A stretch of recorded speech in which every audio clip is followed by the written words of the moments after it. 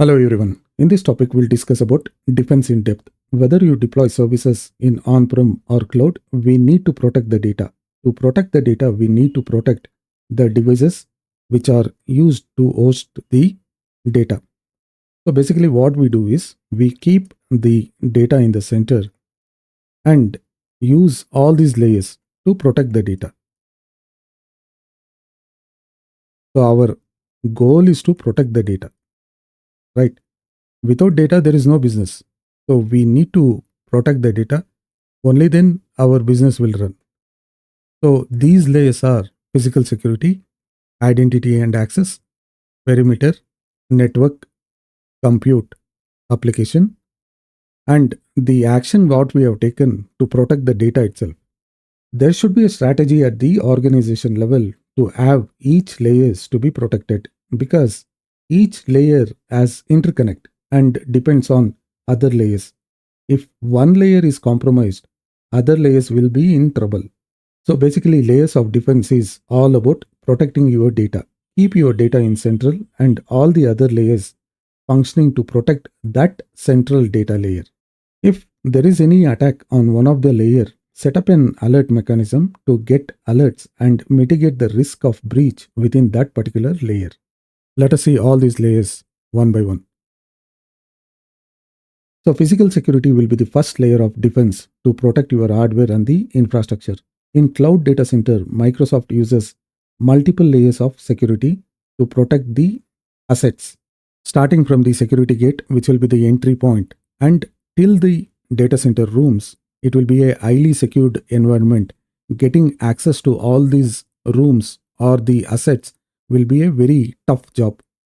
When you take cloud data center, there can be hundreds of customers who will be running their business critical application on the cloud data center.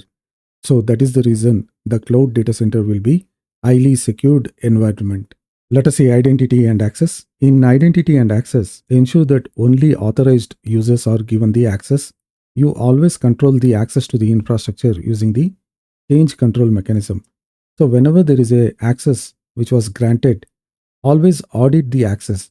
So whatever sign-in events has taken place, which user has logged in, and what action that particular user has done on the infrastructure has to be logged. So it has to be logged and it has to be even audited. So you need to audit all the events which has caused the changes. Let us see what is perimeter. Perimeter layer protects from network-based attack. Secure your network. Configure alerting mechanism. Use DDoS protections and use firewall to limit the ports which are allowed for the outbound access. Let us see the network layer. At the network layer, limit the network connectivity. Allow only the resources which need to communicate. Always deny by default. Restrict inbound access. Limit outbound access where appropriate, and implement secure connectivity to on-prem networks. If we are using the virtual network, we don't allow all the ports. So basically there are ports from 0 to 65,000 ports, right? You don't open all the ports so that malicious attacker can come into the network and he will be able to access any of the resources. So you don't allow. Basically, you don't open all the ports. You open only the ports which are required. So let's say if you have extended your network to the on-prem, this is our Azure cloud. So this is our VNet, and we have extended to our on-prem network, which can be P2P, site to site, or express route. So we will always ensure that whatever the data which has been transferred either from on-prem to the Azure or Azure to the on-prem, it is always encrypted. We can use IPsec protocol to encrypt the data, or we have to apply some kind of mechanism so the data in transit is not getting breached or it is not getting hacked. Compute layer. Make sure at this layer the resources are secure. Even if there is any malware attack, there should not be any impact by using the endpoint security, which is nothing but the antivirus software Update your systems diligently. Keep your systems patched with the service packs and the security updates. If there is any service pack or security updates released by the operating system vendor, use the service packs and security updates diligently and enforce strict access control for your virtual machines.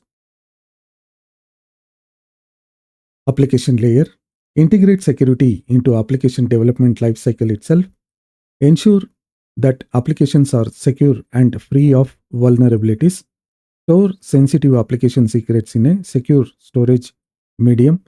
Make security a design requirement for all application development. So basically, whenever you are developing an application, integrate the security in the application development lifecycle itself. So always keep security in mind while developing the application. Above all the layers which we discussed were the medium which you use to process the data. With the actual data itself, you need to ensure confidentiality, integrity, and availability of the data. Usually the attacker target the data which are stored in the database, stored on the disk inside the virtual machine, stored in software as a SaaS application like Office 365, and the data which are stored in the cloud storage. So this was an overview about defense in depth. We have discussed about physical security layer, identity and access layer, perimeter layer, network layer, compute layer, application layer, and data layer. The central goal or the common goal of all these layers are to protect your data which you have stored in your infrastructure. Thank you for watching the video. If you like the content, please subscribe and share the video. Thank you and take care.